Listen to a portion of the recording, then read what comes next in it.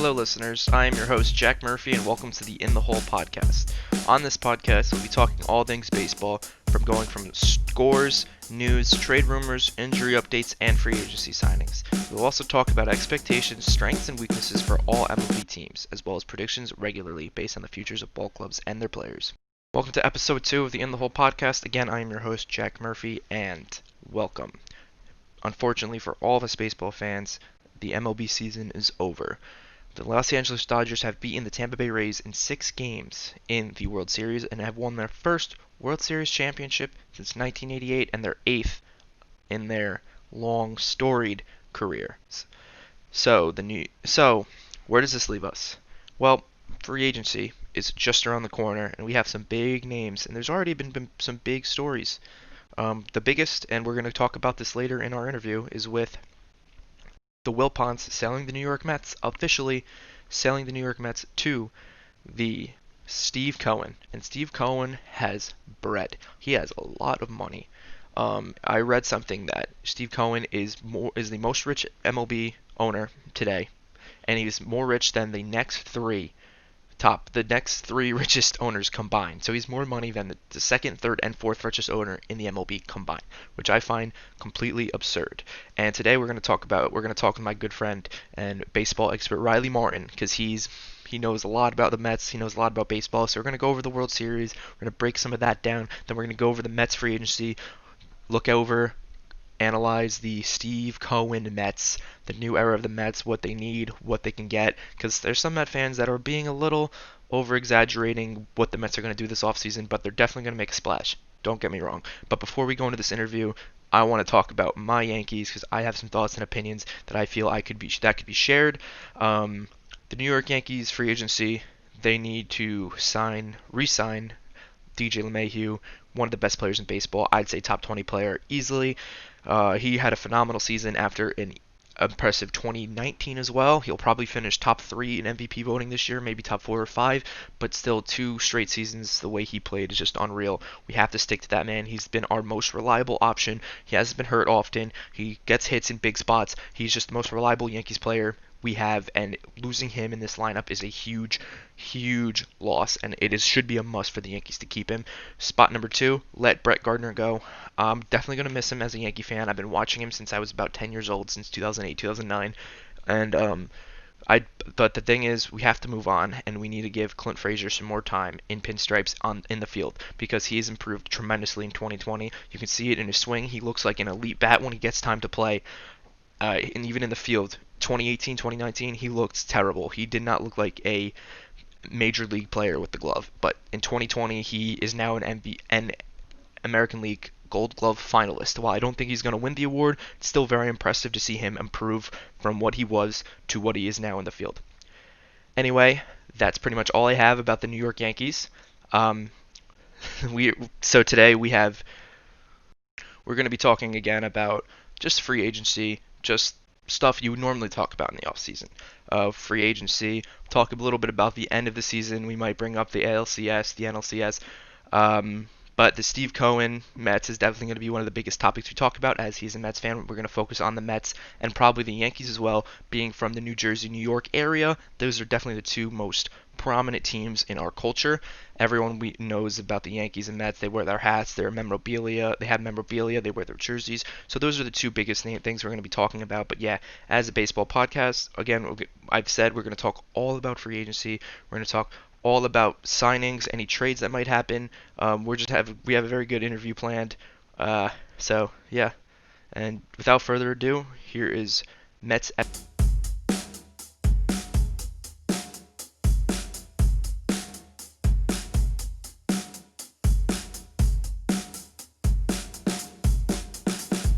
Okay, so today we're here with Riley Martin. Riley, how are you doing today? Doing very good. How are you, Jack? Very good today. As we know, just the last week, the World Series has concluded, and the biggest news of the World Series, or at least the in-game part of the World Series, is the bonehead decision by Tampa Bay Rays general manager Kevin Cash when he decided to take out his ace Blake Snell early in the game at only 72 pitches. So I know the analytics say, you know what, I know his big brain says, "Oh, we don't want him to see the lineup a third time." But I feel like with most pitchers that might be a good idea. But with a pitcher like Blake Snell, who has won a Cy Young in his career, and he just looked like one of the best pitchers in the league at that point, he was dominating the Dodgers.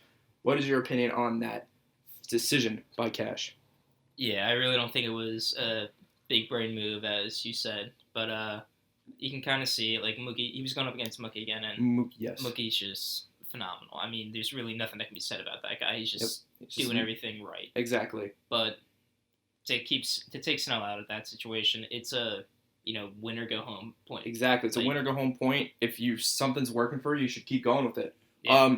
Another thing is a player like Mookie Betts, when you find a weakness in his game, I feel like you have to do it as best as you can to exploit it. And Snell seemed to be the weakness. Mookie Betts struck out twice already that night. He looked like he had no answer for Snell.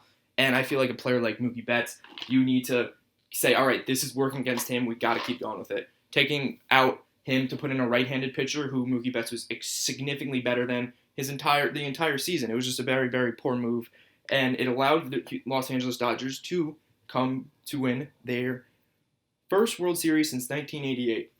So now, another thing I wanted to talk about regarding the World Series, people are saying, especially after this, talking about analytics and how it's ruining baseball, or it's ruining baseball, and you should just take it completely out of the game. Do you agree with this, or do you think it should just be taken with like a grain of salt, and people shouldn't just solely rely on analytics rather than like using an eye test as well? Yeah, so I mean, I think analytics, it definitely has been like an increasing part of the game. Everybody's starting to get into it now, and I mean, whether you like it or you love it, it's gonna be part of the game forever. It's just something where, say for example, like this whole Blake Snell scenario, he struck out Mookie Betts twice, but they didn't want to see him going against that lineup a third time, which is understandable, but also numbers tend to lie. I mean, you can never really judge someone's performance based off numbers. Mm-hmm. So I mean, you do have to take it with a grain of salt. There is more that can be done on that situation. Yep. And you know what? The Rays were a phenomenal team all year, and they were a big lover of analytics. Analytics is what got them to the World Series. However, what got them there in the end was what also destroyed their season. And it's people are blaming analytics, but then people that are for analytics are saying they wouldn't even be there. And I think, in my opinion, I just think analytics is definitely good for the game, but when it comes to a point where you're blindly following your analytics and not using your eye test, not seeing how good Blake Snell is, and you're just going by what the paper says, not putting in actual in-game scenarios, it's going to screw up. And I think people need to find the balance of analytics and real game scenarios and the eye tests and things such as that. So anyway, that's pretty much everything, unless you have something else to say. Just got one more thing to say. It's not really just about the whole analytics side of it or the eye test. It's about having faith in your players. Exactly. They're where they are for a reason. Yep. I remember, I don't remember who said it. I think it was Alex Rodriguez. He said managers today are looking for reasons to take their pitchers out rather than keep their pitchers in. And I was like, damn, that's a really powerful quote. Because back then, I remember Mike Mussina for the Yankees, he yelled at Joe Torre, get back in the dugout, I'm finishing the inning. And he finished the inning. And he's like, all right, this guy has fire, he has passion, he wants to stay in the game, I'm going to let him stay in the game. Managers just don't have that anymore. It doesn't seem they have faith in their pitchers, and they just stick to a strategy. So that's pretty much everything I wanted to bring up about the World Series. There's been a lot of talk about it. I don't want to spend too much time on it. What I want to talk about now is the bigger news, especially in the New Jersey, New York area. Well, probably not bigger news than the World Series itself, but some of the biggest news in free agency. The Wilpons are no longer the owners of the New York Mets, and I see the smile on your face already. It is now Steve Cohen, who is by far the richest owner of a baseball team. So what's your initial thoughts on the Steve Cohen purchase? I was going to say signing, but it's not players. It's just the purchase of a team. So, I mean, Steve Cohen, he has all that money. I looked at the things earlier this week. It was like, he's what, $14.5 billion? Oh, I think it's 14.5, 14.9 billion. It's a lot. It's more than the next three managers combined. Yep. I was talking about that earlier. Yeah, that's. And it's just like, I do really hope that he's going to use some of that money to, shore up that offense. Yeah, we do need hitters, but it's also his first year. He hasn't really done anything yet. Can't really, you don't know anything. So excited. We'll see this offseason, but from what I've been hearing, I feel like he wants to go out and make a big splash. He wants to signify himself as one of the best owners in baseball right from the get-go. So, also going off the Steve Cohen's to the Mets, pretty much anyone is available for the Mets now. any name, any price tag, you can name them. The Mets are now probably a player for them. They obviously want to make some big changes. They can make changes pretty much everywhere. They can use some more bats. They can use some pitching depth, some rotation, some bullpen help. So what do you think the biggest offseason need is for the Mets? So obviously I said they can use help, a little bit of help everywhere. Obviously every team can. But what do you think is the biggest, the number one need for the Mets this offseason? I mean, as you said before, bullpen, but I don't even think that's a hugest part of the problem. We just need offense. Mm-hmm. I mean, we've seen it for the last 4 years. DeGrom and Syndergaard, they're pitching lights out Yep. games, and it's coming down to 2-1 loss. Yep. No, definitely. It was what some stat I looked up last year. DeGrom would have won about 70 more games that he started if they had just scored over 3 runs. Yeah. And that's killing you. You cannot. Yeah, give exactly. up those 70 games. Defense wins championships, but it's not going to win them if your offense just can't score runs. You can't Yeah. win if you don't score either. So it goes hand in hand together. And the Mets, for a very long time, they just couldn't score runs. I mean, now granted, their offense isn't as bad as it was those past years when DeGrom was literally winning 1-0 every single game, but they still do need to make some moves. They have Jeff McNeil, Pete Alonso, both fantastic hitters, but again, it's just not enough to be considered one of the top offenses in baseball. So definitely guys like George Springer, JT Realmuto, Michael Brantley, Marcell Ozuna, these are all batters that are going to probably be good fits for the Mets. And my next question is, how long do you think it will be until the Mets, with Steve Cohen, if ever, will become World Series contenders? Do you think it could be something that'll happen in the next few years? Do you think they're going to have to go through a rebuilding process, or do you think they can just get a few big bats, maybe a pitcher or two, and then they can be right in the running? I think it's definitely going to be an extended period of time. I think it will be in this decade. We definitely won't see it this year, next year, Mhm. or even the year after. I think maybe by around year 7 of the Cohen era, Okay. we might see a Mets World Series Mhm. championship, Mhm. which will make me happy. Yeah. See, I'm actually going to slightly disagree with you. I don't know if the Mets will be the best team, the powerhouse, in the next couple of years. But honestly, knowing some of the Mets hitters now, like Pete Alonso, if he has a bounce back season, Jeff McNeil, Michael Conforto, Brandon Nimmo, if those two guys stay healthy, they can be dangerous hitters as well. I think maybe you sign a player like Trevor Bauer, get another ace with Syndergaard and Jacob deGrom. I think that team right there, especially come playoff time, if they just sneak into a wild card spot, if they just sneak into a 4th seed, I think with the pitching, the top 3 pitching, and some of the dangerous bats, if they get hot, they can actually make a run for the World Series. I don't think you're going to ever have the Mets a top 5 team going into the season.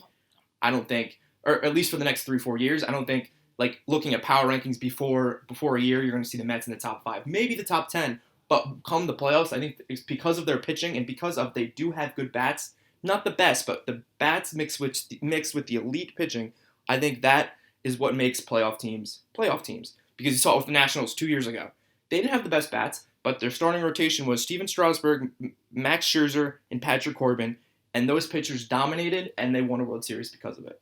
So, yes, and so I kind of agree and disagree with you on this part, because I don't think the Mets are going to be World Series contenders. I don't think people are going to be predicting the Mets are going to win the World Series. But it wouldn't surprise me in 2 years, the Mets get hot at the end of the year, their pitchers are dominant, and they make a run for it. I mean, I just got one thing to add on that. The biggest thing there is the Mets have to stay healthy. That's another thing. Yep. The curse of the Mets, everybody gets hurt. Yep, the Yankees too. The Yankees are the same way. Everyone on the Yankees the last 3 years, the Yankees have been cursed by the injury bug that just kind of ruined which I can't really blame because they still do finish with a pretty good record the last 2 years. Well, not last year, obviously, in the shortened season, but in 2020 and 2019 and 2018, they both had 100-win seasons in both of the seasons, and their team was healthy by playoff time, so it's not like I can really blame it on that, but it would be a lie to say that injuries have not affected the Yankees at all. So, now this is not really an open-ended question, it's just kind of something I was interested in hearing. Are you more happy about the Wilpons being gone or Cohen just buying the team? So, I mean, obviously, Mets fans hate the Wilpons. Yeah. They've always hated him, hated him for years. And now we have Steve Cohen, who's the rich manager that everyone's freaked out about. And I know it's a great time to be a Mets fan right now, but what is a little bit more sweeter? The Wilpons being out or Cohen being in? the Wilpons definitely being out at this point. Mhm. But I will say the only thing I did like about them was what they did at the stadium with the food. Great food. The great thing out of Shake Shack in what, center field it is? Center field, Yeah. Not to Yep. mention, you go up to the little upper decks, you get that nice pastrami up there. Yeah. Ooh, Get the pastrami. it's great. It definitely is. But yeah, and I think living with the Wilpons so long, making all these boneheaded decisions, they're like a constant Kevin Cash up in the front office. Yeah. And then you're just kind of relieved they're gone. And then you see someone coming in that's really good. It does feel great, but like to get that weight off your shoulders, I feel like there's literally no better feeling, no bigger sigh of relief than that. Like at this point, I would have definitely gone with the Portnoy, the what was it, the body armor guy, and Yeah. A-Rod. Was it A-Rod? No. Was A-Rod and I don't know if A-Rod and Jennifer Lopez, I don't know if they were in that buying group. But A-Rod, I know they had a buying group too. I don't know if it was like together. I know Portnoy was interested as well as A-Rod and Jennifer Lopez. I don't know if they were in like the body armor group. Yeah, I don't know if they were in the body armor group or one. I know Dave Portnoy was in the body armor Yeah. group. I don't know about the other two. Okay, so now this is about the Mets for this season. What do you think their like ceiling is? Like the best of the best they could do. What do you think their? I'll say not their floor. Like kind of like they're like their floor. Like how good do you think they can be compared to what you expect them to be? I think at the best this year they can go at the most. This is like a very fantasy Yeah, like idea of me right now. They can go 90 wins, I could agree with that. but realistically, I think we might see a 500 season, 500 season. depending on Yeah. who they sign in the offseason. Yep, and I think baseball wants to go back to their. I think they're kind of interested in doing the same playoff format as they did this year with the 8-8, and I think with the 500 season you can sneak a spot in the playoffs. Yeah. And again, as I said before, I think if everything goes right for the Mets, they can sneak into the World Series. I also agree with that around there. I think a ceiling season could be 90, maybe even 95 wins, depending on how good the offense does. That's all it expects. Because honestly, you look at the Mets starting, like if they're healthy, I think they're 95. They could be. They have the potential to be a 95 win team. The problem with the Mets for so long has been injuries, and you got players like Brandon Nimmo. You got players like Michael Conforto. Especially this year. This short stint, Michael Conforto and Brandon Nimmo were healthy, and they showed how good of a players they are. Okay, so the last question I have for you is also kind of not really much of an open-ended question. Is who is like the player you most want to see as a New York Met? I mean, we said his name earlier, JT Realmuto. JT Realmuto. Yep. Yeah. I agree because I think that right now the need for the team is a catcher. Yeah. And he's a power hitting catcher. He's the best catcher in the league. He's definitely going to get a big paycheck, but it's not a paycheck that the Steve Cohen cannot afford. Yeah, it's not going to break his bank account. It's not going to break his bank account, especially in a low economy, and he has the most money out of any owner in baseball. So, yeah. Free agency is coming up in, I don't know when players will start signing. It's going to be very exciting to see where these players go. I know a lot of people want Trevor Bauer as a Met because he is coming off a Cy Young performance, or almost Cy Young performance, and then if you have a player like Trevor Bauer already with Noah Syndergaard and Jacob deGrom, and then if you can re-sign a Marcus Stroman, that can be a lethal four-man rotation, and the fifth guy, it doesn't even matter who you have as your fifth guy. You can literally have a guy with no arms, and he can be... Yeah, basically familiar. Yeah, basically familiar. You can have him there. And then the bullpen, honestly, is something that, like, 2 years ago, Edwin Diaz, everyone was, like, completely raging over how terrible he was, how terrible he's been. But this year, despite a slow start to the season, he's starting to pick up his game a little bit, getting back to what we've seen from him in Seattle. So, him, Dylan Betances, Seth Lugo is a phenomenal, very underrated reliever. And I think the Mets could have a good... I think next season, if all things go right, if no one gets hurt, if the offense produces like they can produce, we know they have the potential. It's just they don't always execute. Like, especially like Pete Alonso this season, he hit home runs, don't get me wrong, but he definitely wasn't as exciting. He wasn't as like much of a threat at the plate as we saw in 2019 when he broke Aaron Judge's home run record. So, yeah. So that's pretty much anything, Riley. Do you have anything else you want to say? Any quick comments you want to make about your 2021 Mets? Any prediction, any bold predictions you want to call on record right now, right here? So you can say, I called that from the beginning, anything about Steve Cohen or the Mets or baseball in general, if you have anything, any bold prediction, any hot takes, you can lay it all out on the line. Well, first off, I just want to say thank you for having me. But Of course, no problem. Thank you. gotta go. The JT's going to the Mets. That's gonna be their first sign. You think so? That's my biggest hottest take. JT, that's your hot take. All right. And I definitely think that Alonso's gonna get hurt next year. That's it. Just another hot take. It's the Mets. Because it's a Mets thing. Yep. The Mets have been an unlucky team over the past few years. Hopefully, the turn of the decade changes things for you guys. Hopefully, it changes things for us, and we can see a few more Subway Series. But thank you again so much for stopping by. We'll always love talking baseball, even if it's the Mets, a team that I frankly am not the biggest fan of. I always love talking, learning more about it. So thank you again, and let's go Yankees. Mets. So that concludes our episode of the In the Hole podcast with Jack Murphy. Again, I would like to give a special thanks for Riley Martin for coming and joining, talking about the New York Mets and baseball in general. We talked about free agency, Steve Cohen, this current state of the New York Mets, and even though I'm a Yankee fan, I do still love talking about baseball. Any spectrum of baseball. It could be the Red Sox, the Mets, any team I dislike. I just love talking baseball. This is why I do this podcast, and I feel like I have pretty good knowledge about the topic.